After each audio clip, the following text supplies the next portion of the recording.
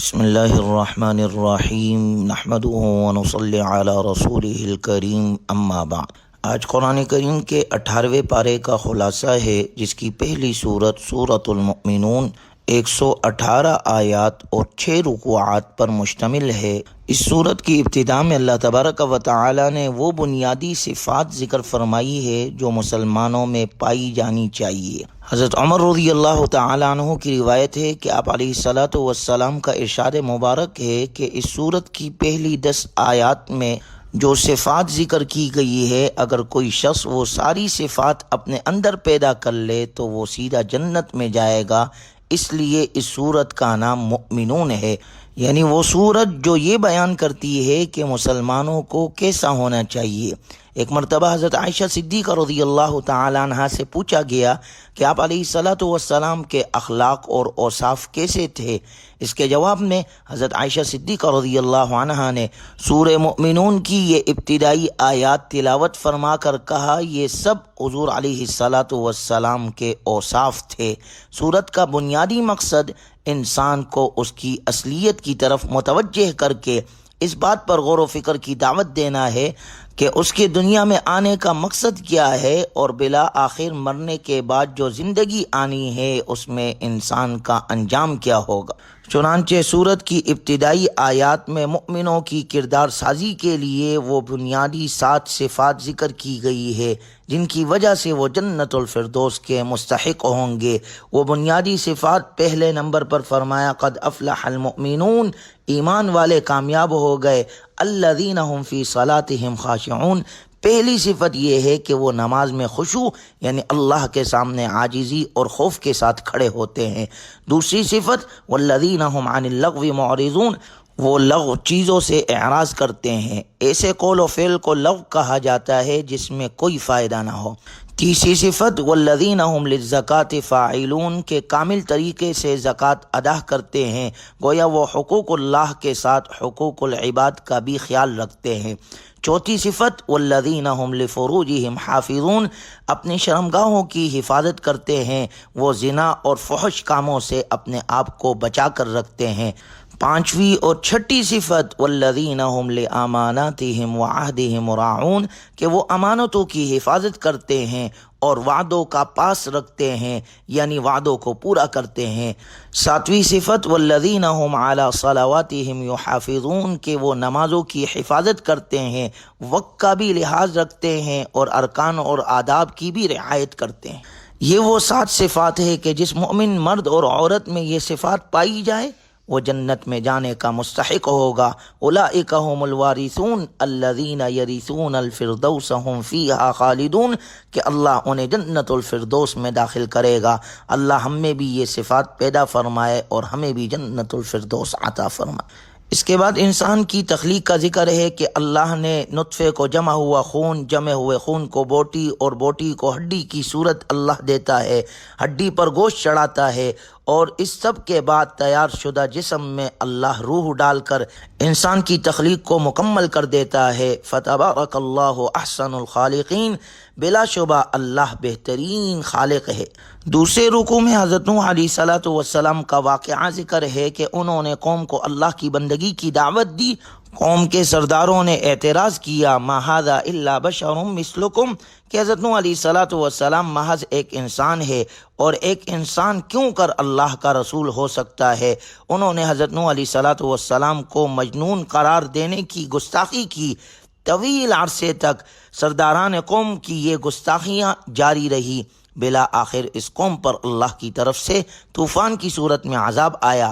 حضرت نوح علیہ الصلاۃ والسلام اور ان کے ساتھ تمام اہل ایمان ایک کشتی میں سوار ہو کر عذاب سے محفوظ رہے اور باقی پوری قوم طوفان سے ہلاک ہو گئی۔ اس کے بعد آیت نمبر 51 میں اللہ کا ارشاد ہے یا ایھا الرسل کلوا من الطیبات واعملوا صالحا انی بما تعملون علیم، اے پیغمبرو پاکیزہ چیزوں میں سے جو چاہو کھاؤ اور نیک عمل کرو، یقین رکھو کہ جو کچھ تم کرتے ہو مجھے اس کا پورا علم ہے۔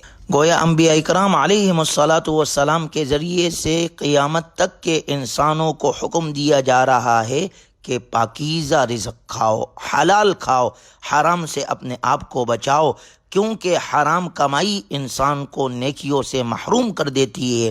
اس کے بعد مومنوں کی باطنی کیفیات کا تذکرہ ہے کہ مومن وہ ہے کہ جس پر ہر وقت اپنے رب کا خوف طاری رہتا ہے، وہ اس کی تعلیمات پر دل سے ایمان رکھتے ہیں، اس کے ساتھ کسی کو شریک نہیں کرتے، انتہائی رازداری کے ساتھ صدقہ اور خیرات کرتے ہیں، نیکیاں کرنے کے باوجود ڈرتے رہتے ہیں کہ معلوم نہیں کہ ان کی نیکیاں بارگاہ خداوندی میں قبول ہوگی یا نہیں۔ اولئک یسارعون فی الخیرات وہم لہا سابقون، مؤمنوں کی شان یہ ہے کہ وہ بھلائی کے کام میں دوسرے سے آگے نکلنے کی کوشش کرتے ہیں۔ اللہ ہم سب کو یہ جذبات اور کیفیات عطا فرمائے۔ انسانوں کی اکثریت پر افسوس ہے کہ وہ آخرت کی تیاری سے غافل ہو کر کچھ اور ہی سرگرمیوں میں لگے ہوئے ہیں۔ اللہ ہمیں اس بدبختی اور محرومی سے محفوظ فرمائے۔ چھٹے رکوع میں ایمان فروز دعائیں سکھائی گئی ہے۔ پہلی دعا ایسی صورت کے لیے ہے جب کسی سرکش قوم کو اس کی شرارتوں کی سزا ملنے کا اندیشہ ہو، ایسے میں اللہ سے یہ دعا کی جائے، ربی اما ترینی ما یوعدون ربی فلا تجعلنی فی القوم الظالمین، اے میرے رب اگر تو مجھے دکھا ہی دے وہ عذاب جس کا تو نے ظالموں سے وعدہ کر رکھا ہے، تو اے میرے رب مجھے ان ظالم لوگوں کے ساتھ شامل نہ کیجیے گا۔ اس کے بعد شیطان کے حملوں سے محفوظ رہنے کے لیے یوں دعا کی جائے، ربی اعوذ بک من ہمزات الشیاطین واعوذ بک ربی ان یحضرون، اے میرے رب میں شیاطین کی چھیڑ کے مقابلے میں آپ کی پناہ میں آتا ہوں، اور اے میرے رب میں آپ کی پناہ طلب کرتا ہوں کہ شیاطین میرے پاس آئے۔ یعنی اس دعا میں اللہ کی پناہ مانگی گئی ہے کہ جب انسان اللہ کی پناہ میں آ جاتا ہے تو وہ اللہ انسان کو شیاطین کی چھیڑخانی اور شرور سے محفوظ رکھتا ہے۔ اس کے بعد سورت کے اختتام میں بتایا گیا ہے کہ قیامت کے دن انسان دو فریقوں میں تقسیم ہو جائیں گے، فمن ثقلت موازینہ فاولئک هم المفلحون، اس وقت جن کا نامہ اعمال باری ہوگا وہی کامیابی پائیں گے، ومن خفت موازینہ فاولئک الذین خسروا انفسهم فی جہنم خالدون، اور جن کے اعمال نامے ہلکے پڑ جائیں گے تو یہی وہ لوگ ہوں گے جنہوں نے اپنے لیے گھاٹے کا سودا کیا تھا، وہ دوزخ میں ہمیشہ ہمیشہ رہیں گے۔ اللہ تعالی ہمیں ہر قسم کے ناکامی سے محفوظ فرمائے اور دنیا آخرت میں اللہ ہمیں کامیابی عطا فرمائے۔ سورت کی آخری آیت میں اللہ تبارک و تعالی نے اپنے محبوب صلی اللہ علیہ وسلم کے واسطے سے گویا تمام انسانوں کو سکھایا ہے کہ مجھ سے یہ دعا مانگا کرو، وَقُلْ رَبِّ اغْفِرْ وَارْحَمْ وَأَنْتَ خَيْرُ الرَّاحِمِينَ، اے میرے رب مجھے معاف فرما دے اور مجھ پر رحم فرما، اور تو سب رحم کرنے والوں سے زیادہ رحم کرنے والا ہے۔ اس کے بعد سورہ نور شروع ہوتی ہے جو 64 آیات اور 9 رکوعات پر مشتمل ہے۔ اسے سورہ نور ایک تو اس لیے کہا جاتا ہے کہ اس میں لفظ نور آیا ہے، اللہ نور السماوات والارض۔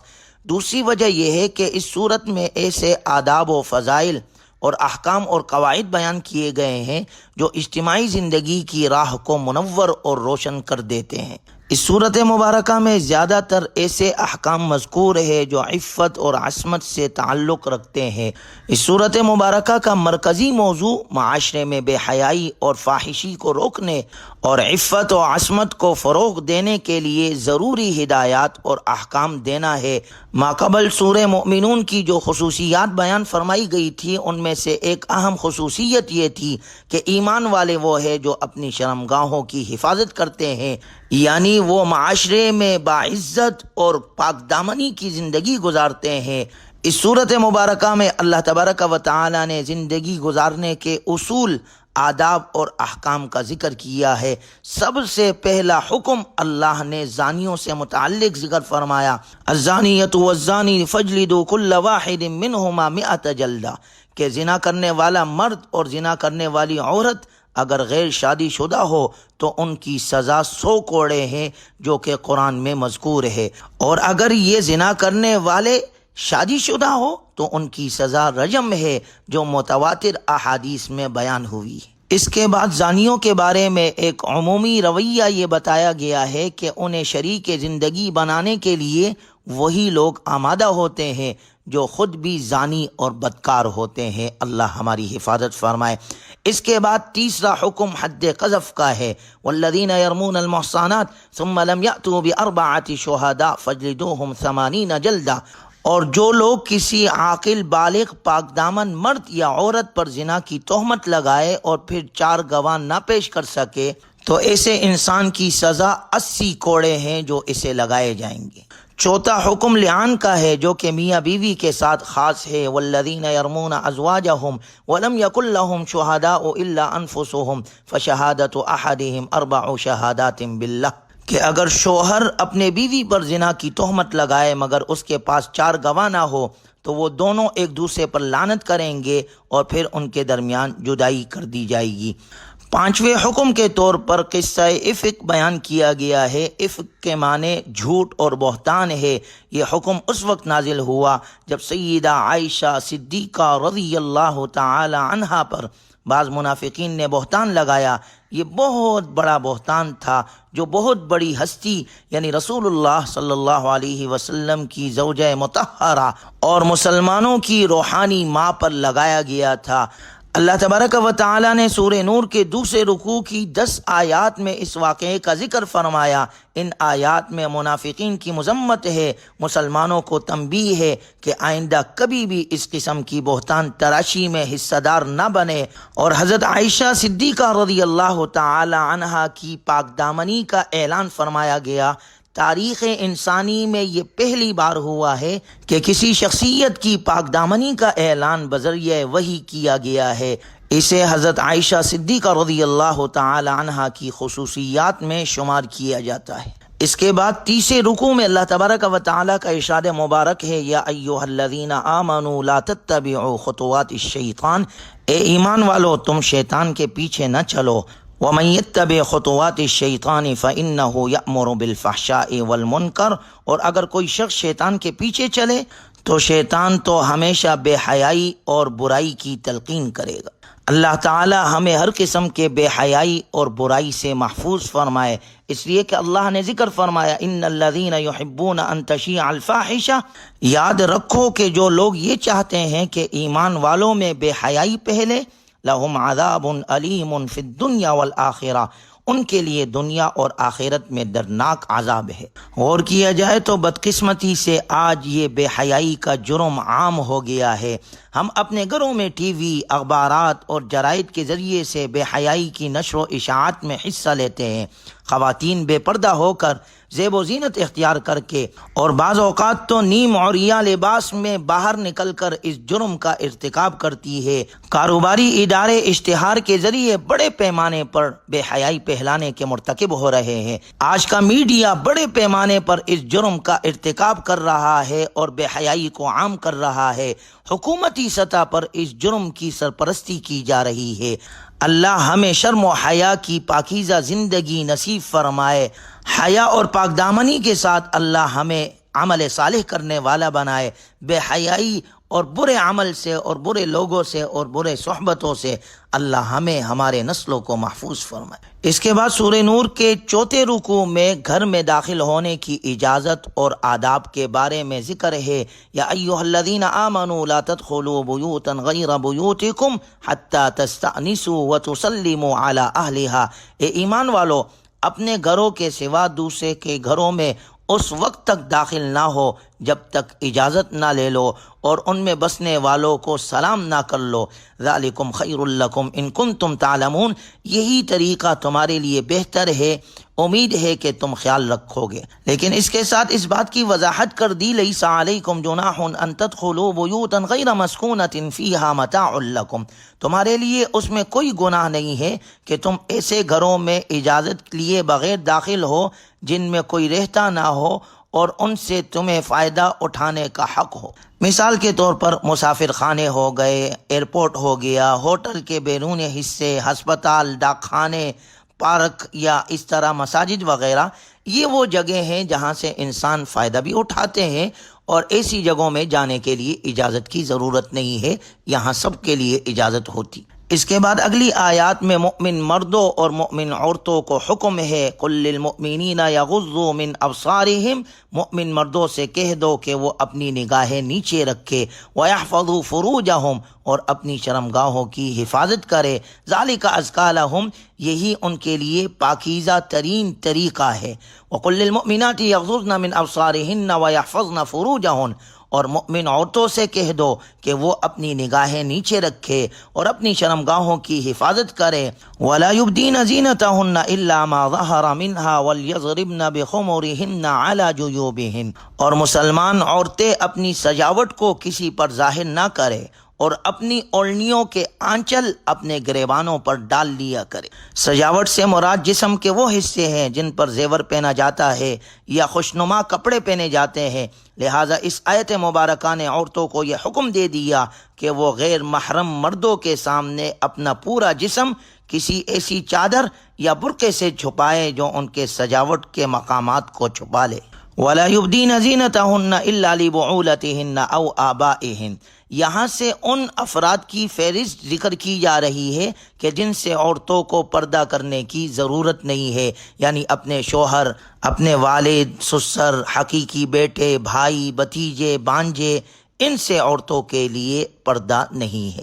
5ویں رکوع میں مومن کے دل میں ایمان کو ایک تمثیل سے واضح کیا گیا ہے، اللہ نور السماوات والارض مثل نورہ کمشکات فیہا مصباح، مومن کے دل میں جو ایمان ہوتا ہے اسے چراغ کے نور کے ساتھ تشبیہ دی گئی ہے جو صاف شفاف شیشے میں بنی ہوئی کسی قندیل میں ہو، اور اس قندیل کو کسی تاکچے میں رکھ دیا جائے تاکہ اس کا نور اس معین جہت ہی میں رہے جہاں اس کی ضرورت ہے۔